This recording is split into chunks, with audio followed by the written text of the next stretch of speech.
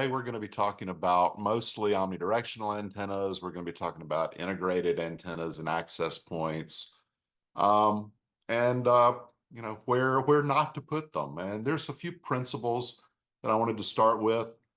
First, they perform best in open space. They really don't want to be stuck in a corner or stuck up in the ceiling. They really like to be out in the coverage area that they're going to be covering. And that's sort of the core principle. Put it near the center of their coverage area that you intend. Omnidirectional, they're going to radiate in all directions, so naturally centers of coverage areas are good. And finally, put the signal where the clients are. If you are going to use gain antennas, consider where that is really focusing the signal. So I've kind of broken into some cause and effect issues on some of these placements, and we're gonna look at each placement sort of in terms of some of these. The first is that poor placements can detune the antenna. If you have objects, particularly conductive objects, very close, 4 or 5 inches for 2.4, 3 or 4 for 5 gig, about the same for 6. It affects the tuning of the antenna. The antennas are designed to resonate at a certain frequency, and when you start putting pieces of metal next to them, that actually affects the tuning of the antenna. So it can make the antenna less efficient in the band that you're in.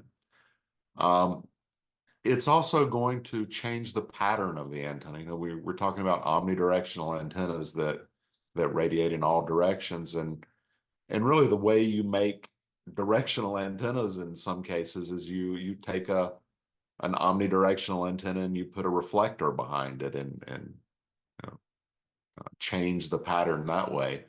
So that's fine if you're doing it intentionally, but consider that if you are gonna be placing an antenna near a conductive object, it's not only going to detune it potentially, it's going to change that radiation pattern so that it's no longer omnidirectional. And next up is just wasted signal. You're paying for the access points, you're paying for that signal. There's really no good point in covering areas where there are no client devices, whether that's outside, on the other side of a wall, up in the ceiling when the clients are down on the floor. That, of course, ties to the next one, the signal not at the client. You've got coverage, but you're not covering where the clients are. So it's always, you'd think pretty basic part of the design, but it is something you have to think about. Next up, increased self-interference. Probably the largest source of interference, and it's really contention, but on a Wi-Fi network is the network itself and the clients on that network, much more so than the classic microwave ovens or presence detectors or foreign networks in a lot of cases. So if your access points are hearing each other better than they're hearing the clients, that's can be an issue. And finally, obstruction. Trying to cover an area through dense or metallic walls or big objects is always going to be a problem. So we've got a few kind of scenarios coming up that we're going to look at in terms of those. The first one, and I had to look hard to find the access point in this picture, but it is buried up amongst the pipes up there, and this is going to be an issue on several. It's going to reflect that signal in unpredictable ways. It's going to obstruct that signal. It's up there against all that metal. It's going to detune the antenna. People love to put them up in ceilings because it hides them. And that's understandable, but absolutely terrible place to put them. I don't think we need to talk too much more about this. I'm sure we've all had to dig around in ceilings looking for access points, and really that's another reason not to put them up there. It makes them very hard to find. Next up, and I don't know. I used to see this all the time in hospitals. I don't know what it was about hospitals, and maybe it was just my sample set. But I always look at the ceiling, and I would always see this, ceiling tiles with little rubber ducks poking through them. It seemed to be somebody was really fond of installing them like this, and one, it just looks cheap, and you're up against that metal grid, so it's going to detune the antenna. A lot of the access point is going to be above that grid. It's not a great way to put them in either. But fortunately, this seems to be dying out. So I guess the enclosure builders and the more attractive access points are winning out in this case. Um, Against the surface. Really, there's a couple things going on with this. The first, you're up against a surface, you don't know what it is. It's going to affect the antenna tuning. And also, you're wasting a lot of signal into that wall. If there's nothing behind it to cover, you're really throwing away half or more of the coverage on that antenna. I feel like we're going through these pretty fast, but I think that's okay. We're getting into kind of the interesting ones now. The first one is high ceilings, access points up in the ceiling. And this is problematic for several reasons. First, the signal isn't at the client. The coverage is largely, 15 feet up, 20 feet up. And these access points, most access points, the internal antennas are designed to radiate more towards the side than down. So the access points, and you can hear or you can see there's one, there's another one in the background. So these are going to hear each other extremely well. Hopefully they're going to be on different channels, but nonetheless, there's going to be a lot of access points that hear each other very well. If it's a large facility, you're rapidly going to run out of channels. You're going to increase your contention, and you're just you're not putting the signal where the clients are. You're shooting over their head. The next one is kind of the more extreme version of that. Warehouses, big industrial facilities. And we don't see this as much anymore. Not as many high gain antennas are in use anymore, but you still see it. People go, wow, it's a big empty space. I need a big antenna on it. They'll put an antenna 40 feet up. What's that? 8 meters, something like that. And put a big antenna on it. And it's just a more extreme version of the access point. The higher gain antennas, it just means that the signal pattern is flattened out more. You're putting more coverage up in the ceiling and less coverage on the floor. That's going to bring into question, well, what do you do about those high ceilings? And there's really a couple of solutions. If you like the look, I really like hanging APs from conduits. It lets you drop the AP down as low as you need to, lets you put that access point where the clients are. Nice solution.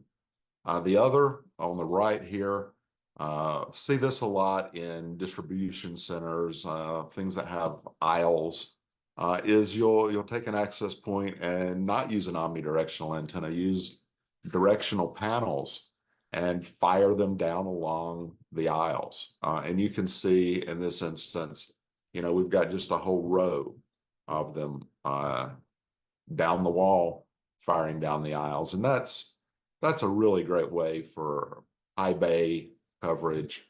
If you put the access points up in the ceiling, you really are at best only going to cover the aisle directly below you. Probably not all of that. So these are, I think a great solution to covering down the aisles. It also reduces the self-interference because these antennas radiate much less out to the side, focusing most of the power in front. So it's a great way to put the signal where the clients are, reduces the self-interference. It's a pretty easy install. I love that for high bay. Next up is, once again, kind of that access points want to be, or omnidirectional antennas want to be in the center of the area that they're covering. So we have one located down in the corner and sort of a sample coverage pattern. And you can see that really 3/4 of the possible potential coverage on that access point is outside the building or being absorbed by the walls. If you were to move that access point, here or here, if you want it up against a wall or on a shelf or something, much better. It's going to put that coverage near the center of the area you want covered, not off in the corner where you're wasting a lot of it. Next up is mounting access points that are intended to live on the ceiling with horizontal mounting, or live on the top of a bookcase or something like that. You can see I've kind of sketched in sort of a sample radiation pattern showing that the greatest signal strengths are going to be off to the side of the access points here towards the ceiling and the floor, with much less straight out. And most access points, most omnidirectional antennas are going to have a little bit of a null kind of directly under the antenna. So something like this, much better to mount that on the ceiling rather than up against a wall. Wall mounts are great. We talked about these, but not so much with an omnidirectional antenna. And once again, we're wasting coverage. We're firing coverage up at the ceiling, down at the floor, not into the room, or at least not as much as we potentially could be. Painted antennas, and I think that if you're going to paint them with a non-metallic, non-conductive paints, that's probably fine. I've done it. I've never seen an issue with it. But there are some paints that have metallic bases. These can detune and obstruct the signal from the antenna. So, it's pretty likely the antenna manufacturer is going to tell you not to do it. But if you do, give it a test with the paint that you're going to use. Make sure it isn't going to affect your performance on that antenna. And I've actually seen this where usually client devices, not access points, are placed in metal enclosures. Put that radio in a metal box and close it up. It's going to somewhat detune the antenna since it's in a metal box, but more importantly, it's going to just about completely obstruct that signal. I've had to enclose radios in metallic enclosures specifically to avoid interference. So, and it works very well. So that is definitely an issue. I thought it was kind of interesting whenever I pulled this presentation out. You can definitely tell that it is one from the vault, given that the slide is not unique to the iPhone 4, which I believe has probably been out quite a while. Not an Apple user, but I think they're in double digits.